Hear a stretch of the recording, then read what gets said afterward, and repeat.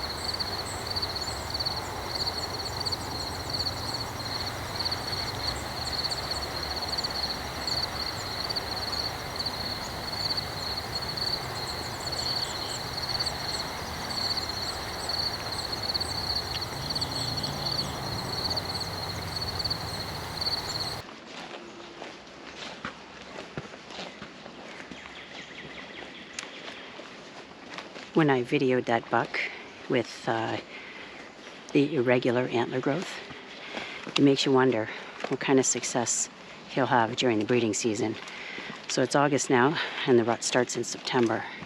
In fact, I don't even know how you'd get the velvet off that part of his antler that didn't grow upward, because they're looking for a tree branch that has give to it, that they can rub the velvet off, which is a layer of skin that nourishes the antlers during the growing season.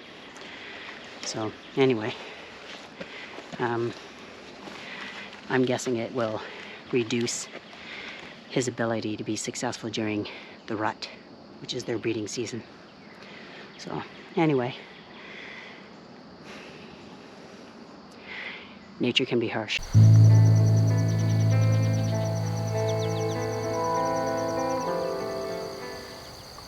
So I've come across a lot of milkweed plants that are in this open field, and on this one in particular I see a monarch butterfly caterpillar. And the caterpillar has the bright color, it's like a warning coloration. And the reason for that is it doesn't taste good to eat. So, because of its bright warning coloration, if a bird tries to predate it, they become sick, as in they just throw up, right? It's sort of they become nauseated. So what happens is that milkweed is internalized in the adult butterfly. So that's the kind of noxious substance that allows the brightly colored orange and black butterfly to fly freely without worries of having birds eat them. Now, there are times when a bird will try it out because they haven't had the life experience yet, and then almost immediately that response, the nausea sets in and the bird throws up. So it learns from that not to eat monarch butterflies. So this is where it all starts. It's because of the milkweed plant that gives it that extra protection in terms of the response that birds have to eating it. Pretty cool.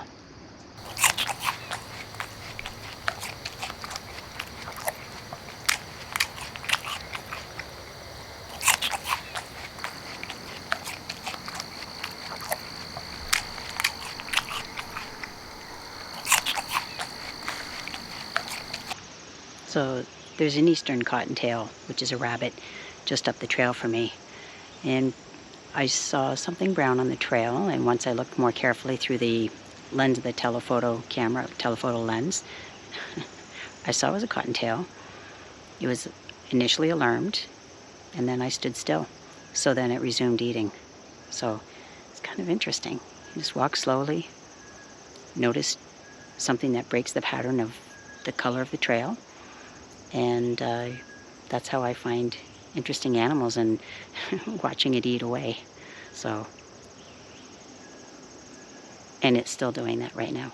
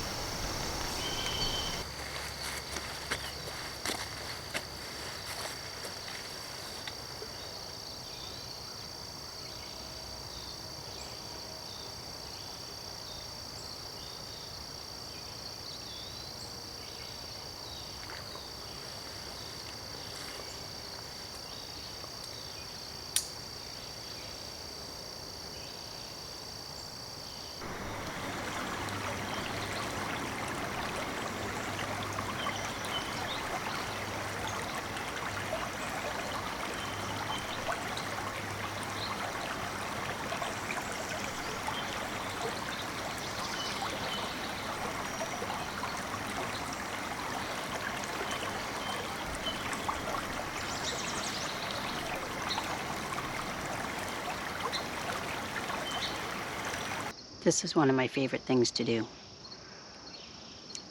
Just to be out in nature, whether it's along a body of water, in an open field, or walking along a path through a forest. I love feeling as though I'm one with nature. So by just being slow and quiet and deliberate in my movements, I end up seeing some really cool things, and many of those things I don't even have a chance to capture on video because I'm admiring them. So while standing out here, I've seen several fish jump out of the water. I saw a great blue heron fly not too far over my head. Probably it saw me approach the bank and figured I would go fishing somewhere else. Kingfisher just went by.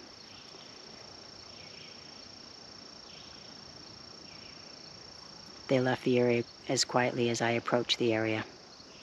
So, yeah. It's such a peaceful feeling being out here in nature.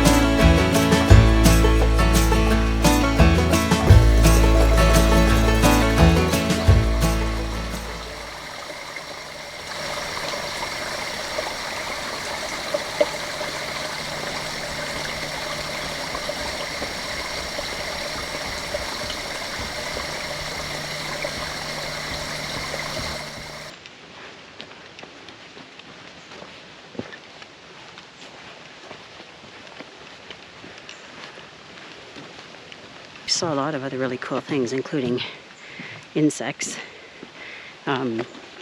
amphibians, wildflowers. So I'm going to keep looking, but I'm just heading back out of the forest right now.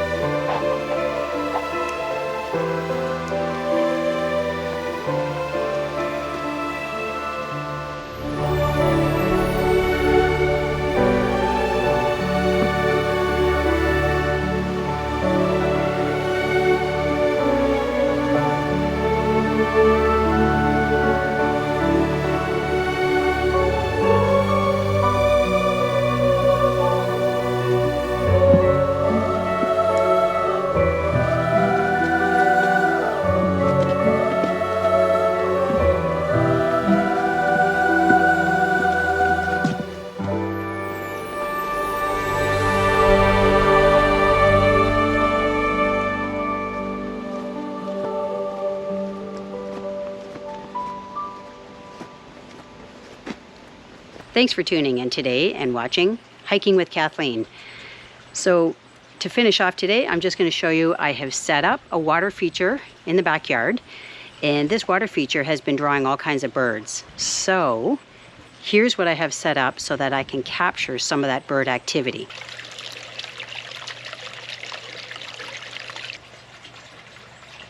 So yes, I put out my trail cam, and I just recently bought a blind so that I can actually get the birds used to seeing this, this duck blind. The cat's out here in the yard too. She's in her cat tent.